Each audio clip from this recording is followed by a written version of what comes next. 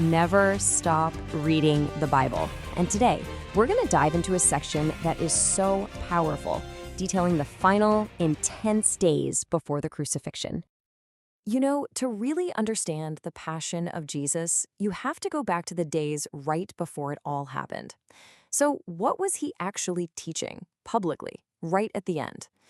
We're about to jump into the incredible lessons and, frankly, the world-shaking events that set the stage for one of the most pivotal moments in all of history. Okay, so our journey begins just 3 days before the crucifixion. You have to imagine the scene in Jerusalem. The atmosphere is just electric, totally tense. Every single word Jesus says at this point carries so much weight. The lessons he gives in chapter 21, they're not just casual chats. These are urgent, final instructions for his followers. So the first lesson is all about what real sacrifice looks like. Jesus is watching people put money in the temple treasury. The wealthy are throwing in large amounts, from their surplus. But then he points out this poor widow who drops in just 2 tiny coins, and he praises her. Why? Because while they gave what was extra, she gave absolutely everything she had to live on. It's just such a powerful statement on what giving really means. Now picture this. People are standing around admiring the temple. I mean, this building was magnificent, the very heart of their faith and their identity. And right in the middle of all that awe, Jesus says this. He predicts its complete and total destruction. It was an absolutely shocking thing to say, something that would have sounded almost crazy to the people who heard it. And he doesn't stop there. He goes on to describe the signs that would come before these final days. And honestly, the picture he paints is pretty terrifying. We're talking about massive global chaos, wars, earthquakes, famines, even scary signs from the heavens. This isn't just about one city anymore. This is a prophecy on a cosmic scale. But here's what's so brilliant. He takes this huge, scary prophecy and makes it super relatable. He uses a simple parable about a fig tree. It's like when you see the leaves on a tree start to bud, you know summer's on its way, right? He's teaching his followers to do the same thing with the world, to look for the signs and understand what season it is, spiritually speaking. So, what's the point of all this doom and gloom? Well, it's not just to scare everybody. It all builds up to this one single command. The main takeaway from chapter 21 is really a call to action. Stay spiritually awake. Be ready, be on the watch, and stay connected through prayer.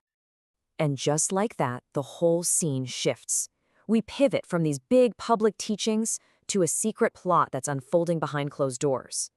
That storm Jesus just prophesied, well, it's gathering force, and it's coming on fast. Now, to get what's happening next, you gotta know who the Sanhedrin were.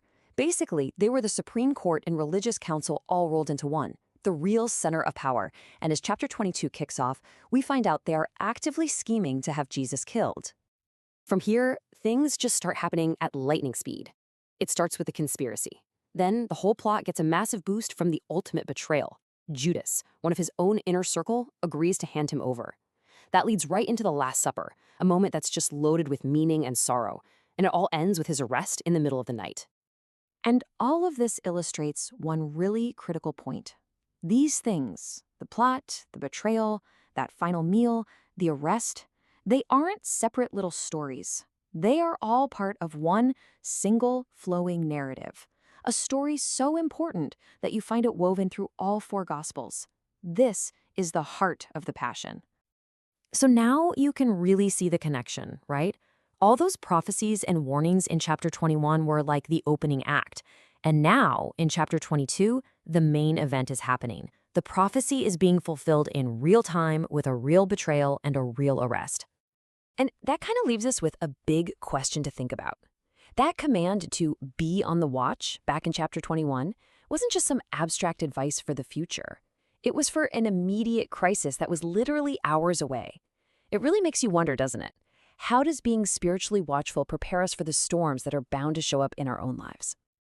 So we've gone from these grand prophecies on a hillside to a quiet conspiracy in the city. It's just a remarkable rapid shift from teaching to tragedy and from prophecy to passion. It's a timeless story of sacrifice, betrayal, and that critical call to always, always remain watchful.